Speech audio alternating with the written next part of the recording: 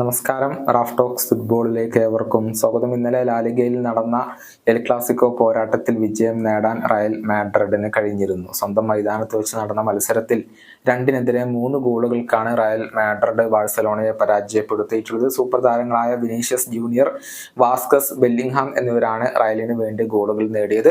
അതേസമയം ബാഴ്സയുടെ ഗോളുകൾ ക്രിസ്റ്റ്യൻസൺ, Fermin Lopez എന്നിവരാണ് കരസ്ഥമാക്കിയിട്ടുള്ളത്.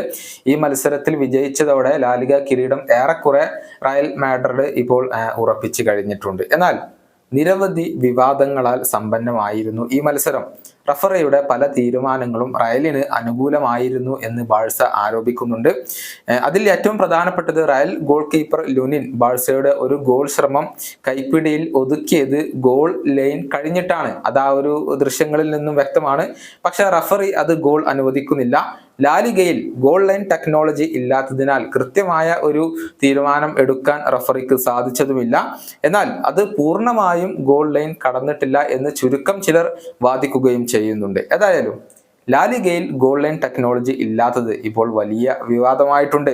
ലോകത്തെ ഏറ്റവും മികച്ച ലീഗുകളിൽ ഒന്നായിട്ട് പോലും ഈ ടെക്നോളജി നടപ്പിലാക്കാത്തത് നാണക്കേടാണെന്ന് ബാഴ്സലോണ പരിശീലകനായ ചാവി പറഞ്ഞിരുന്നു. യഥാർത്ഥത്തിൽ ഈ ടെക്നോളജിക്ക് തടസ്സമായത് ലാലിഗ പ്രസിഡന്റായ ഹവിയർ ടബാസ് തന്നെയാണ്. 2.6 മില്യൺ പൗണ്ട് വേണം ഈ ഒരു ടെക്നോളജി നടപ്പിലാക്കാൻ, ഇംപ്ലിമെന്റ് ചെയ്യാൻ.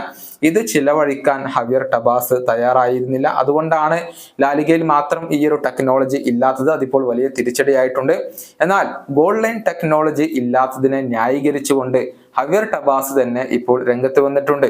അതായത് ഗോൾ ടെക്നോളജി കൃത്യമായ തീരുമാനങ്ങൾ എടുക്കാറില്ല, അവർക്ക് എടുക്കാൻ കഴിയില്ല, അതുകൊണ്ട് പ്രത്യേകിച്ച് ഉപകാരമില്ല എന്ന വാർത്തയുടെ ചില സ്ക്രീൻഷോട്ടുകൾ പങ്കുവെച്ചുകൊണ്ടാണ് ഹവിയർ ടബാസ് ഈ ഒരു ടെക്നോളജി ഇല്ലാത്തതിനെ ന്യായീകരിച്ചിട്ടുള്ളത്. നോ കമന്റ്സ് എന്നാണ് അദ്ദേഹം ക്യാപ്ഷൻ നൽകിയിട്ടുള്ളത്.